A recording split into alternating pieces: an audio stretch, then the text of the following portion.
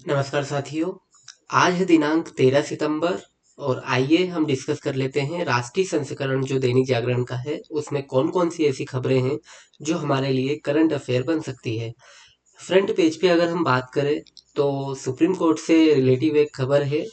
वो सीजेआई से रिलेटिव है, तो हम इसे सुप्रीम कोर्ट से रिलेट करके देख लेते हैं इससे कौन कौन से करंट अफेयर या हमारे बेसिक जो अंडरस्टैंडिंग है वो ठीक हो सकती है।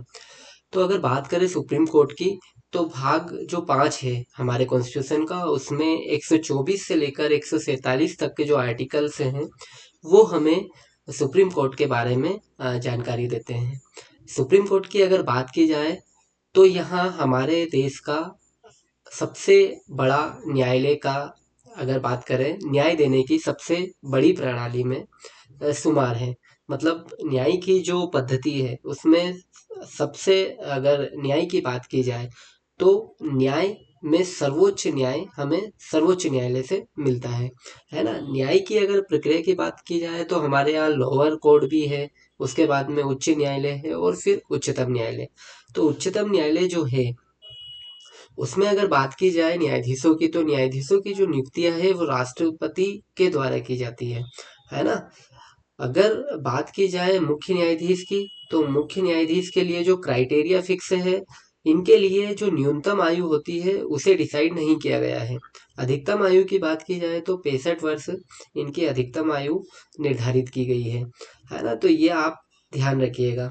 उसके बाद राष्ट्रपति 143 के तहत परामर्श ले सकता है सर्वोच्च न्यायालय से, ये भी आप याद रखिएगा क्योंकि पीटी के लेवल पे कभी कभी ऐसी चीज पूछ ली जाती है। 143 में जो सुप्रीम कोर्ट से परामर्श लिया जाता है वहाँ राष्ट्रपति पर बाध्य नहीं होता है। तो आप यह भी ध्यान रखिएगा, है ना। गठन शक्ति से संबंधित जो प्रोविजन है वो 124 में दिए गए हैं, है ना। तो सुप्रीम कोर्ट के बारे में ये जानकारी आपको पता हो। आगे हम चलते हैं और कौन सी ऐसी खबरें हैं देख लेते हैं हमारे लिए। तो एक खबर निकल के आ रही है राज्यसभा से। अब राज्यसभा से कौन सी ऐसी खबर निकल के आ रही है देख लेते हैं हम। तो राज्यसभा की अगर बात की जाए तो आर्टिकल देखो 79 जो आर्टिकल है उसमें संसद के बारे में, तथा अगर बात की जाए जो संसद है या जो कानून पारित होता है वो लोकसभा, राज्यसभा और राष्ट्रपति से मिलकर पारित होता है, उसका उल्लेख है। 80 में राज्यसभा के बारे में दिया गया है। राज्यसभा की बात अगर हम करें तो राज्यसभा क्या है, उच्च सदन है ना। तो ये आपको पता हो, इसे बुजुर्गों का सदन भी कहते हैं। कौन सा सदन कहते हैं, बुजुर्गों का सदन, है ना। तो हमें यहाँ समझना है कि जो राज्यसभा इसमें सीटें कितनी होती है, 250। राज्यसभा जो है यहाँ एक स्थायी सदन है ना, स्थायी सदन है।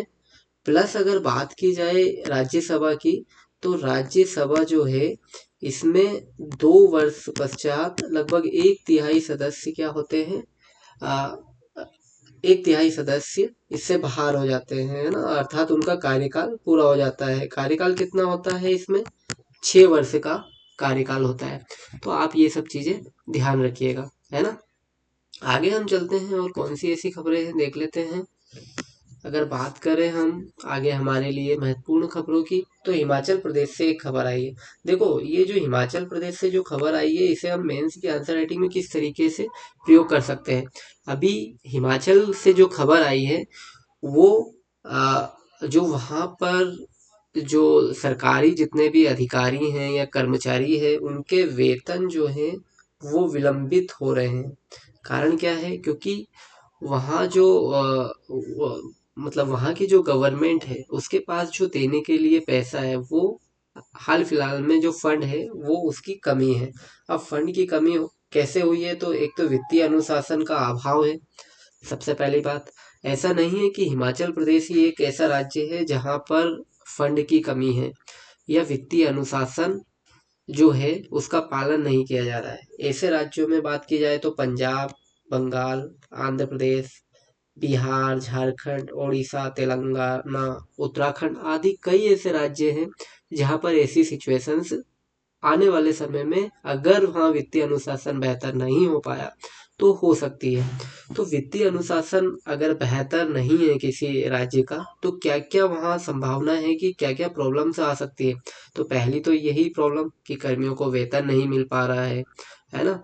दूसरी प्रॉब्लम, वित्तीय अनुशासन नहीं रहेगा तो कर्ज ज़्यादा बढ़ेगा, कर्ज ज़्यादा बढ़ेगा तो जो राजकोषीय घाटा है वो ज़्यादा बढ़ेगा, राजकोषीय घाटा ज़्यादा बढ़ेगा तो जो मेन जो जहाँ पर डेवलपमेंट किया जाएगा, है ना, जहाँ पे डेवलपमेंट के लिए खर्च करना है वहाँ खर्च नहीं हो पाएगा, है ना, खर्च नहीं हो पाएगा तो क्या होगा, रोजगार के नवीन अवसर सृजित नहीं होंगे, रोजगार के नवीन अवसर सृजित नहीं होंगे तो बेरोजगारी ज्यादा बढ़ेगी। देखो ये एक पूरा सर्कल है, एक चीज के बिगड़ने से पूरी अर्थव्यवस्था, पूरे राज्य की जो इकोनॉमी है उस पर बुरा प्रभाव पड़ता है। तो वित्तीय अनुशासन का होना बहुत जरूरी है ना? तो ये हमें ध्यान रखना है। अगर आप एग्जाम्पल अगर सेट करना चाहें तो दक्षिण अमेरिका का जो वेनेजुएला है वहाँ का आप उदाहरण ले सकते हैं। ऐसी चीजों में जो रेवड़ी संस्कृति है इसे हमें रोकना चाहिए, क्योंकि रेवड़ी संस्कृति से क्या होता है कि प्रॉब्लम्स जो है वो राज्य या केंद्र के स्तर पर बढ़ जाती है। क्योंकि जब चुनाव की बात आती है तो चुनाव के समय कई जो पार्टीज है वो कई सारी योजनाओं को लाने की बात करती है, लोक लुभावन वादे करती है ना? इससे क्या होता है, जो हमारा जो वित्तीय अनुशासन है वो प्रभावित होता है।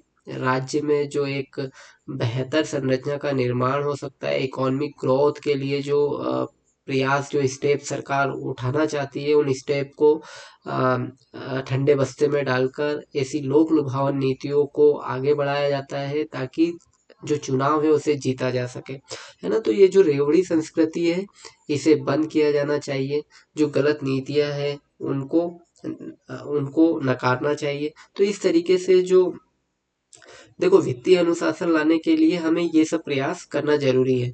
हमें ये भी ध्यान रखना चाहिए कि जो भारत है वो एक लोकतांत्रिक देश है और वहाँ पे जो जन कल्याणकारी योजना है उनकी महत्ता भी ज्यादा है।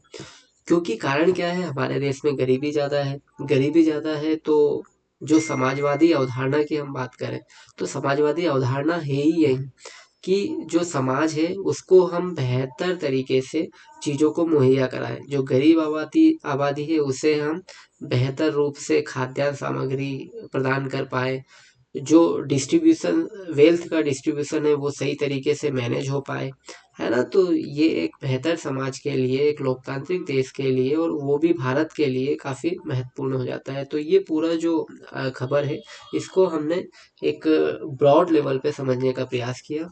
आगे हम चलते हैं और कौन सी ऐसी खबरें हैं देख लेते हैं। तो बात करें अभी उड़ान योजना की, तो एक उड़ान योजना आपको पता होगा, केंद्र सरकार के द्वारा उड़ान योजना चलाई जा रही है। उड़ान योजना जो है उड़े देश का आम नागरिक इसे कहा जाता है ना? उड़े देश का आम नागरिक कब ये लाई गई? 2017 के आसपास इसे लाया गया, है ना? तो देखो जो उड़ान योजना है इसका मुख्य मकसद क्या है? तो जो टियर 3 टियर 2 शहर जो है उनके लोगों को भी बेहतर जो हवाई यात्रा है वो मिल पाए। मतलब प्रत्येक व्यक्ति, जो छोटे से छोटा व्यक्ति जो आर्थिक रूप से सशक्त इतना नहीं है कि वो हवाई यात्रा कर पाए, वहाँ भी हवाई यात्रा कैसे करें, इसके लिए सरकार का ये एक इनिशिएटिव था उड़ान योजना। इस उड़ान योजना के तहत प्रत्येक व्यक्ति का जो सपना है हवाई यात्रा का वो पूरा हो रहा है ना? तो ये एक खबर है, आप इसे देख लीजिएगा। आगे हम चलते हैं। तो अभी आपको पता होगा तरंग शक्ति 2024 जो अभी जोधपुर में हो रहा है। जोधपुर में जो तरंग शक्ति अभ्यास है ये किसका अभ्यास है? वायुसेना का, है ना? तो आप ये याद रखिएगा, तरंग शक्ति में America, Australia, Sri Lanka, Japan, UAE, Singapore और ग्रीस जैसे देश शामिल हैं, है ना? आप ये ध्यान रखिएगा, है ना? आगे हम चलते हैं।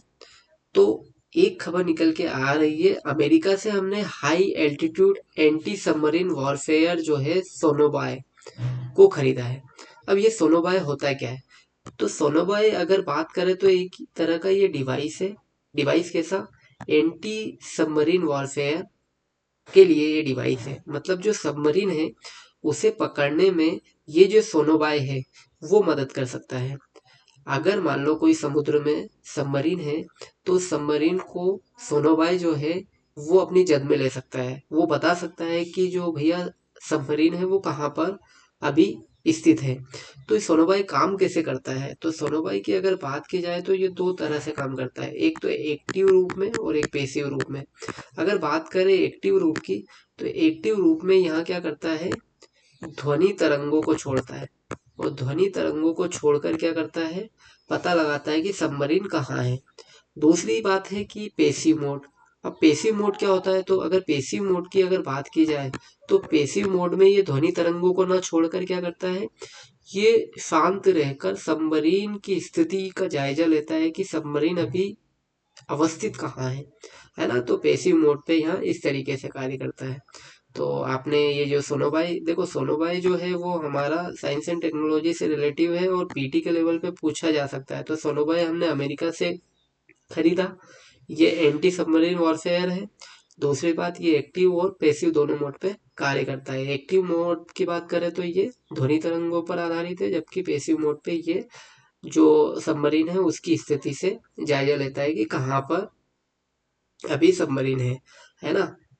MH16 रोमियो की अगर बात करें, तो ये हमने अमेरिका की कंपनी लॉकहीड मार्टिन के साथ समझौता करके ये खरीदा है उससे, है ना। तो ये आपको पता हो, P8I विमान जो है ये भी हमने अमेरिका की बोइंग कंपनी से खरीदा है। ये गहरे समुद्र में छिपी पनडुब्बियों का पता लगाता है ना। तो ये आपको पता हो। आगे हम चलते हैं, तो भारत ने स्वदेशी तकनीक से शक्तिशाली मिसाइल बनाई है। अभी इसका ओडिशा के चांदीपुर की अगर बात करें, तो जमीन से हवा में तेज गति से प्रहार करने वाली कम दूरी की जो मिसाइल है, VLSRSAM, उसका सफल परीक्षण किया है। अगर बात करें ये DRDO की एक ये जो मिसाइल का जो ये परीक्षण किया गया है, किसने बनाई? DRDO ने। डिफेंस रिसर्च एंड डेवलपमेंट जो ऑर्गेनाइजेशन है, इसका गठन की अगर बात की जाए तो 1958 में किया गया। आपको ये पता हो, ये डिफेंस के क्षेत्र में कार्य करती है ना। तो ये आपको पता हो। DRDO की बात करें तो इसने अग्नि, है ना, पृथ्वी जैसी मिसाइलों को भी निर्मित किया है। तो ये आपको पता हो। आगे हम चलते हैं, तो 16 सितंबर से दौड़ेगी देश की पहली वंदे मेट्रो, है ना। तो देश की पहली वंदे मेट्रो दौड़ने वाली है कहाँ पर? गुजरात में। सेमी हाई स्पीड ट्रेन है ये वंदे भारत की तर्ज पर बनाई गई है। भुज एवं अहमदाबाद के बीच में ये प्रस्तावित है ना। तो ये आपको पता हो। करंट की ये काफ़ी महत्वपूर्ण न्यूज़ है, तो आप इसका ध्यान रखिएगा। आगे हम चलते हैं, तो सीबीआई की यहाँ पे एक खबर आई है, तो हम सीबीआई को समझ लेते हैं। पहले भी मैं समझा चुका हूँ सीबीआई को, एक बार और हम समझ लेते हैं सीबीआई क्या होता है। तो सीबीआई जो है ये संतानम समिति की रिकमेंडेशन पर बनी, है ना। ये दिल्ली स्पेशल पुलिस एस्टेब्लिशमेंट एक 1946 का जो है उसके अंतर्गत कार्य करती है ना। ये भ्रष्टाचार से संबंधित, रिश्वतखोरी से संबंधित ऐसी सभी जांचों को सीबीआई करती है ना। तो ये आपको पता हो। आगे हम चलते हैं, और कौन सी ऐसी खबरें हैं देख लेते हैं।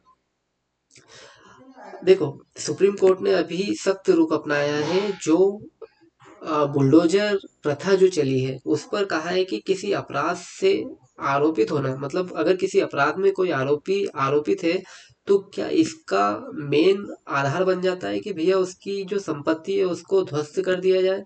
तो ऐसा आधार नहीं बनता है ना। ऐसा सुप्रीम कोर्ट ने कहा है कि किसी जुर्म में आरोपित होना संपत्ति ध्वस्तीकरण का आधार नहीं हो सकता। अगर किसी ने जुर्म किया है, तो इस पर परिवार के किसी सदस्य द्वारा अगर कानून का उल्लंघन किया है, तो अन्य सदस्यों के विरुद्ध या उनके कानूनी ढंग से बनाए गए घर पर कार्रवाई क्यों की जाए, है ना। अगर एक व्यक्ति ने कार्य गलत किया है तो उसकी सजा पूरे परिवार को क्यों मिले, है ना। तो इस तरीके से सुप्रीम कोर्ट की टिप्पणी आई है। एक खबर है सीताराम येचुरी जी से, ये सीपीआईएम के जो महासचिव रहे हैं, है ना। इनका 72 साल की उम्र में देहांत हो गया है। तो ये सीपीआईएम से है, जेएनयू में रहे हैं, जेएनयू में पढ़े हैं। तो आप ये याद रखिएगा। आगे हम चलते हैं, तो नेपाल में जो आज भी हमारे जो पुराने नोट बंद हो गए हैं उन्हें खपाए जा रहे हैं, है ना। तो हमें यहाँ समझने वाली बात ये है कि जो हमारे नोटबंदी है वो कब हुई थी, 8 नवंबर 2016 को, ये आपको पता हो, है ना। मेंस की आंसर राइटिंग में कभी कभी हम इसका प्रयोग कर सकते हैं। एक बात है जामा मस्जिद, जो आगरा की जो जामा मस्जिद है उसकी बात कर लेते हैं। तो मुगल बादशाह शाहजहां जो है, उनकी जो बेटी है जहां आरा बेगम, उनके द्वारा जामा मस्जिद बनाई गई है ना। तो जामा मस्जिद, जो आगरा की जामा मस्जिद है, वो मुगल बादशाह शाहजहां की बेटी जहांआरा बेगम द्वारा बनवाई गई है ना। तो ये आप याद रखिएगा। यहाँ पर ASI भी आया है, आर्कियोलॉजिकल सर्वे ऑफ इंडिया। तो आर्कियोलॉजिकल सर्वे ऑफ इंडिया की अगर बात की जाए तो 1861 में आर्कियोलॉजिकल सर्वे ऑफ इंडिया का गठन किया गया, है ना। मतलब अंग्रेजों के जमाने में इसे बनाया गया। और इसके पहले जो महानिदेशक की अगर बात की जाए तो कौन है, अलेक्जेंडर कनिंगम, है ना, कनिंगम। तो आप ये याद रखिएगा।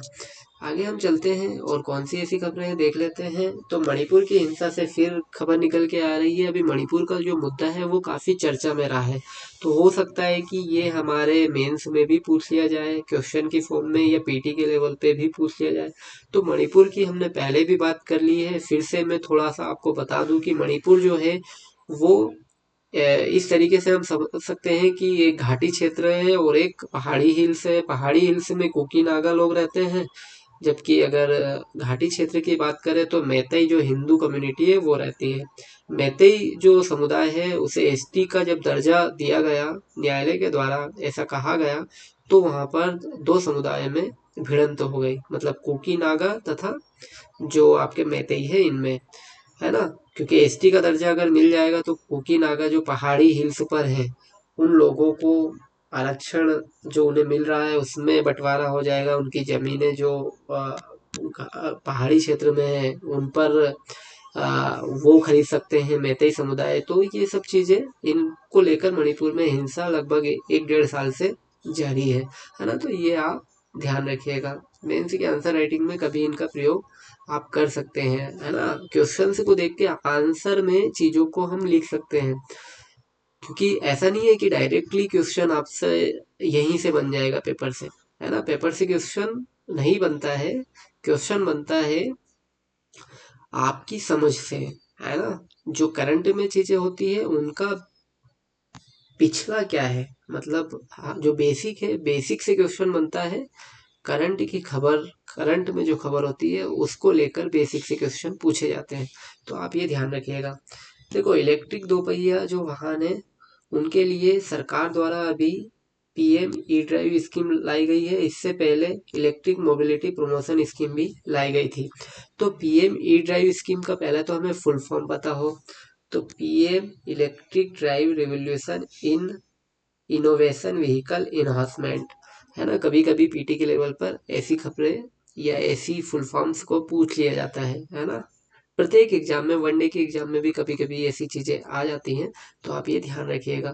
PM-E-ड्राइव स्कीम अभी लागू होने वाली है। अभी कल हमने इसको डिस्कस किया था। देखो, ये इलेक्ट्रिक वाहनों की बिक्री को कैसे बढ़ाया जा सके, इसके लिए जो ये इलेक्ट्रिक मोबिलिटी प्रमोशन स्कीम पहले लाई गई थी, अभी PM-E-ड्राइव स्कीम लाई गई है। देखो, PM-E-ड्राइव स्कीम जो है ये इलेक्ट्रिक कार को शामिल नहीं किया गया है इसमें, है ना। तो आप ये याद रखिएगा, इसमें 2 किलोवाट क्षमता वाले जो वाहन होते हैं उन्हें शामिल किया गया है ना। तो क्या कारण है कि सरकार इलेक्ट्रिक जो दोपहिया वाहन है या इलेक्ट्रिक वाहन है उनको प्रोत्साहित कर रही है। देखो, कारण सीधा सा है। एक तो जलवायु परिवर्तन, दूसरा ग्लोबल वार्मिंग, और तीसरा हमारे स्वास्थ्य पर जो दुष्प्रभाव जो पड़ रहे हैं, इन्हें देखते हुए सरकार जो है काफी स्टेप्स ले रही है, ताकि जो ये पॉल्यूशन है, जो हमारे स्वास्थ्य पर बुरा प्रभाव पड़ रहा है, पर्यावरण पर बुरा प्रभाव पड़ रहा है, तो इससे कैसे बचा जा सके, इसके लिए जो PM-E-ड्राइव, या हम कहें कि इलेक्ट्रिक सेक्टर को बूस्ट करने के लिए सरकार का जोर काफी ज्यादा है ना। तो ये आप याद रखिएगा। आगे हम चलते हैं। तो आपको मैंने पहले भी बताया है कि जो पिछले पेपर में कि जो 20 किलोमीटर तक है वो टोल टैक्स रहित यात्रा अभी सरकार के द्वारा ऐसा बताया गया है। तो देखो, ग्लोबल नेविगेशन सैटेलाइट सिस्टम अभी जितने भी टोल टैक्स हैं वो खत्म होकर ये जो ग्लोबल नेविगेशन सैटेलाइट सिस्टम है इसे लागू करने की बात की जा रही है। इससे क्या होगा कि टोल टैक्स जितनी गाड़ी चलेगी उस हिसाब से ऑटोमेटिक जो नेविगेशन सिस्टम है उसके द्वारा बता दिया जाएगा और कट जाएगा, है ना। तो भविष्य में ये जो ग्लोबल नेविगेशन सैटेलाइट सिस्टम है ये आने वाला है ना। अभी क्या है, जो 20 किलोमीटर टोल टैक्स के आजू बाजू जो लोग रहते हैं वो डेली का सफर करते हैं, तो उनके लिए ये जो ग्लोबल नेविगेशन सैटेलाइट सिस्टम है इसके द्वारा यात्रा जो है वो मतलब जो टोल है वो नहीं लगेगा। अभी भी ऐसी योजना है कि जो टोल टैक्स है उस पर एक कार्ड बनाया जाता है, जो आसपास के लोग होते हैं उस कार्ड के द्वारा वो डेली आवागमन कर सकते हैं ना। तो ये खबर है। आगे हम चलते हैं और कौन सी ऐसी खबर है देख लेते हैं जो आज के पेपर के लिए हमारे लिए इम्पोर्टेंट बन जाती है। तो ये हमने कल भी डिस्कस किया था, आज फिर आया है। पहली बार 2 अंतरिक्ष यात्रियों ने प्राइवेट स्पेस वॉक किया है। देखो, पहली बार, देखो स्पेस वॉक तो पहले भी किए जा चुके हैं, पर प्राइवेट स्पेस वॉक की अगर बात की जाए तो पहली बार हुआ है ना। तो आप ये दोनों में कंफ्यूजन नहीं होना। प्राइवेट स्पेस वॉक अलग है और स्पेस वॉक जो पहले किए हैं वो अलग है ना। वो प्राइवेट नहीं थे। तो प्राइवेट स्पेस वॉक की बात की जाए तो अभी जो स्पेस एक्स कंपनी है उसके द्वारा क्या किया गया, अभी जो पोलारिस डॉन मिशन है स्पेस एक्स के द्वारा ये लॉन्च किया गया था। इसमें 4 अंतरिक्ष यात्री को अंतरिक्ष में भेजा गया, है ना, जिसमें जेड इसाकमैन और गिलिस सारो गिलिस, ये 2 लोग जो हैं वो स्पेस वॉक करने के लिए बाहर निकले हैं। लगभग 10 मिनट के आसपास इन्होंने स्पेस वॉक की है।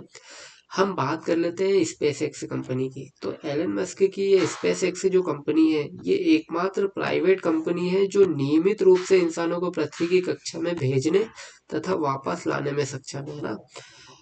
तो आप ये याद रखिएगा।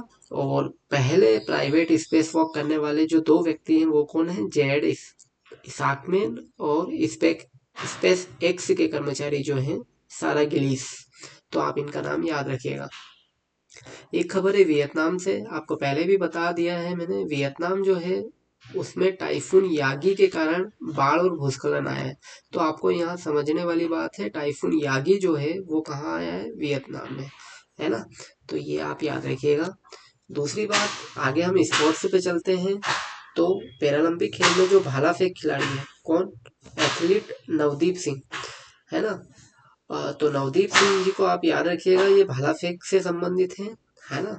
तो ये आपके लिए करंट में ये करंट अफेयर के तौर पे पूछा जा सकता है पीटी के लेवल पे वनडे एग्जाम में कि भाला फेंक खिलाड़ी कौन है जो पैरालंपिक खिलाड़ी हैं। तो नवदीप सिंह है। नवदीप सिंह किससे संबंधित है, भाला फेंक से संबंधित है। तो ये आप याद रखिएगा।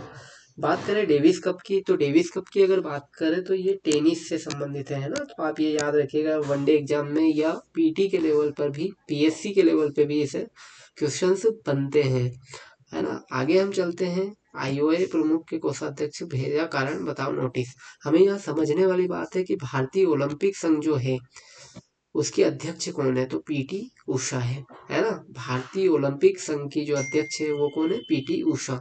तो आप ये याद रखिएगा। आगे हम चलते हैं और कौन सी ऐसी खबरें हैं देख लेते हैं जो हमारे लिए करंट अफेयर होगी। हैदराबाद की बात करें तो भारत में कैसे मिलाया गया था, तो ऑपरेशन पोलो करके हमने ऑपरेशन चलाया, उसके आधार पर हैदराबाद को हमने भारत में मिलाया।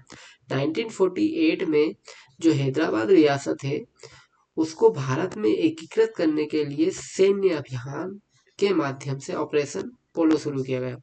देखो, जो वहाँ के निजाम थे मीर उस्मान अली खान, उन्होंने भारत के साथ मिलने से इनकार कर दिया।